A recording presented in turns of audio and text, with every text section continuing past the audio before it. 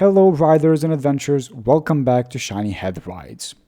This is part 2 of our series, and today we're going to dive deep into how to sell your used bike. Whether it's your first time or you're looking to maximize your sale, I'll share some key tips and tricks to help you make the process easy and profitable. First things first, get that bike looking its best. Start by giving it a thorough clean. Think of it as detailing a car. Wash, polish, and make sure any chrome parts are shining. A well-presented bike is always more appealing and can actually increase the price buyers are willing to pay. For example, if you're selling a Harley with lots of chrome, take the extra time to polish it up. It gives the bike, that fresh look that buyers will notice immediately. Also, handle small repairs. Little fixes like replacing worn brake pads, swiping out old tires, or tightening up a loose mirror can make a big difference. If a potential buyer sees a bike with worn down parts, they might hesitate or lower their offer. On the other hand, seeing recent maintenance can build confidence. And if you've kept records of any maintenance, like oil changes or some kind of new parts, gather those papers. Imagine you're buying a bike. Getting a folder with maintenance history makes you feel much more secure, right? It's a small step that can really set your bike apart. Now, once the bike's ready, it's time to set a fair asking price. Do some research by checking similar models on sites like Craigslist or Cycle Trader. For instance, if you have a 2018 Yamaha MT-07 with about 10,000 miles, look up similar listings within a 500-mile radius. If most bikes are listed around $5,000, that's a solid starting point. If yours has extra features like custom grips or upgraded tires, consider setting the price a bit higher. Now, we've talked about prices and budgets in the first part of our series, which is buying a used motorcycle. So if you haven't already, please check it out. There will be a link somewhere in the top, or you can see the link in the description. Now, speaking of the price, make sure to leave some room for negotiation. Buyers almost always want to bargain, so it's smart to start slightly above your minimum. Let's say you're hoping to get $5,500. Listing the bike at $5,800 gives you some room to come down and still get what you want. Buyers feel good when they get to talk you down a little and you end up with a fair deal. Good photos are essential. Use natural light, ideally early in the morning or late afternoon when lighting is softer, and take shots from multiple angles, front, back, both sides, and close-ups of the engine, seat, and tires.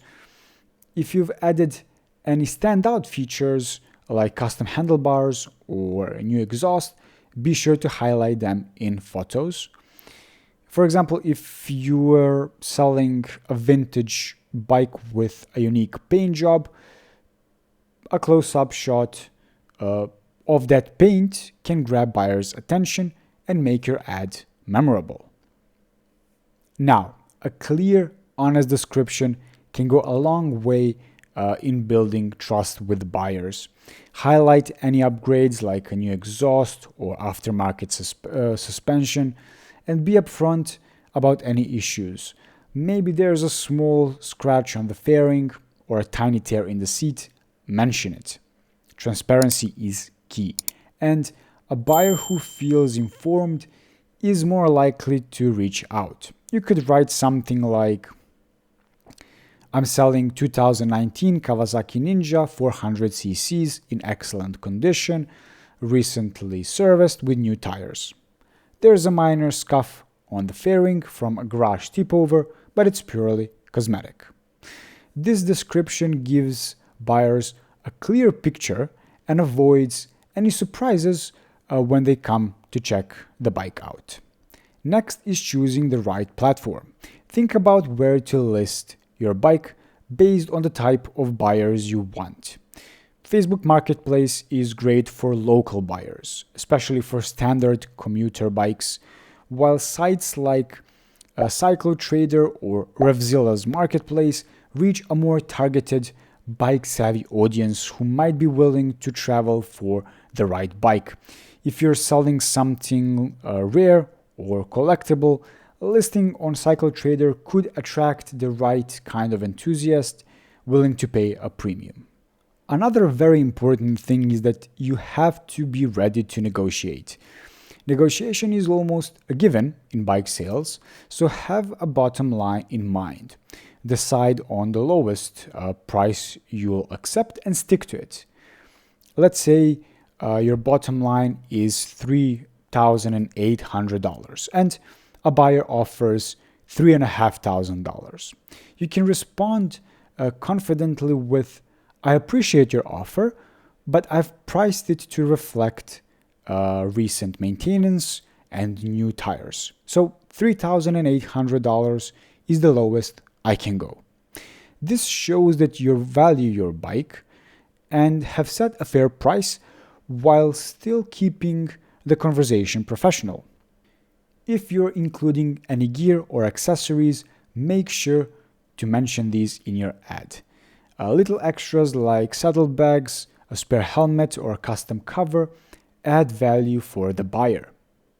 For example, if your bike comes with a set of leather saddlebags or extra sets of mirrors, point it out. Buyers appreciate getting a little bit more for their money, and these extras can help your listing stand out from others. You have to be clear about payment and documentation. Specify your preferred payment method in the listing, like cash or certified bank check, and have the title ready for transfer. This not only shows you're prepared, but also reassures buyers that the sale will be smooth. In your ad, you could say something like cash or certified check only, a title is in hand for a quick and easy transfer. This makes it clear what's expected and avoids misunderstandings when it's time to close the deal. Also, don't forget to complete any required DMV paperwork or title transfer forms to officially transfer ownership. This step is crucial to protect yourself legally after the sale. Ensuring everything is handled properly can prevent future liability issues. Now, last but not least, offering a test ride can seal the deal, but it's smart to protect yourself. Only offer rides to serious buyers with a valid motorcycle license and ask for some collateral like car keys or a deposit. You could say, for example, "I'm happy to offer a test ride, but I'll need to hold on to a deposit or your car keys while you're out." This keeps things safe and makes both you and the buyer comfortable with the arrangement. So these were the tips to help you make the most of your motorcycle sale. Clean it up, set a fair price, market it well, and follow these extra steps to make the process smooth and safe. If you found this helpful, don't forget to subscribe and hit the bell icon. I'd also love to hear your stories or any tips you have from selling the bike. If you have any, please leave them in the comments below. Sharing our experiences helps everyone learn and makes the whole process easier for others in the community. This was part 2 out of 3, and in the final part, we'll cover how to buy a brand new bike. So stay tuned. Ride safe and happy selling.